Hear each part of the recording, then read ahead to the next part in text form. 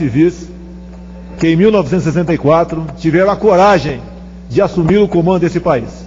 E saudar em nome do falecido jornalista Roberto Marinho, que em editorial de 7 de outubro de 84 diz o seguinte em seu primeiro parágrafo: participamos da Revolução Democrática de 1964, identificados com os anseios nacionais de preservação das instituições democráticas, ameaçados pela radicalização ideológica, greves, desordem social e corrupção generalizada. Alguma diferença de hoje? Não. E os militares assumiram o poder, então, com apoio de toda a imprensa, com a imprensa exigindo que os militares assumissem o poder em 64, com apoio da classe empresarial, que não admitia a estatização.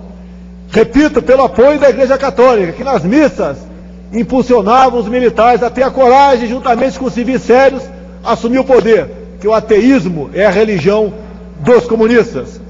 Impulsionados pelos produtores rurais, que não queriam ver suas fazendas tomadas pelas ligas camponesas, e pelas mulheres nas ruas, em quase todas as capitais do Brasil, e não apenas no Rio de Janeiro, como há pouco disse o deputado Ibsen Pinheiro, justificando a sua emenda aqui. E assim, então, o Brasil começou 20 anos de glória, onde o povo gozava de plena liberdade e de direitos humanos. Naquela época, o marginal era tratado como marginal. Hoje, ele tem direitos humanos, tem auxílio reclusão e vão votar. É um absurdo dos absurdos. E eu me dirijo aos jovens que estão me ouvindo agora, e dada a impregnação da mídia, né, para que eles tenham realmente uma noção de que foi o regime militar, procure os mais velhos.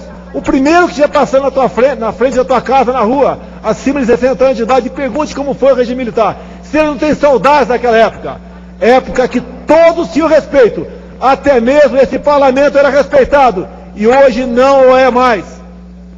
E muito importante também, senhor presidente, entre as realizações dos militares, em 20 anos de liberdade, tanto é que lançamos o programa, né? Brasil, ame-o ou deixe-o. Todo mundo tinha liberdade para sair do país, para ir e vir. A criminalidade, repito, era tratado como criminoso. E o que é importante, senhor presidente? Nenhum militar se enriqueceu ao longo de 20 anos de regime militar, onde tivemos presidentes militares.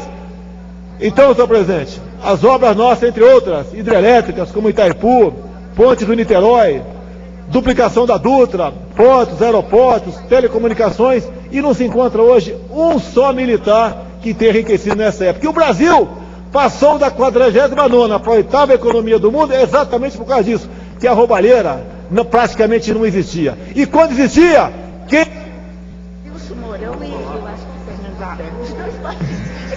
E quando aparecia, essa autoridade era caçada pelo saudoso AI-5, que veio para exatamente evitar que o terrorismo se expandisse mais em nosso país. O povo, lamentavelmente iludido, trocou tudo isso por voto. O voto é muito importante, mas quando se tem responsabilidade, quando se tem, como acontece hoje em dia, em troca de Bolsa Família e projetos assistencialistas, temos aí uma candidata do governo com grande chance de chegar. Agora, ninguém questiona o passado de Dilma Rousseff, o seu passado de terrorismo, o seu passado de assaltante, o seu passado de ser integrante de movimentos como Var Palmares, responsável pela execução de tanta gente inocente no nosso país, inclusive por carros, bombas e sequestro de dezenas de autoridades. Por tudo isso, senhor presidente, pelo que os militares fizeram em 64, minha saudação aos militares e aos civis de bem que assumiram o timão do Brasil.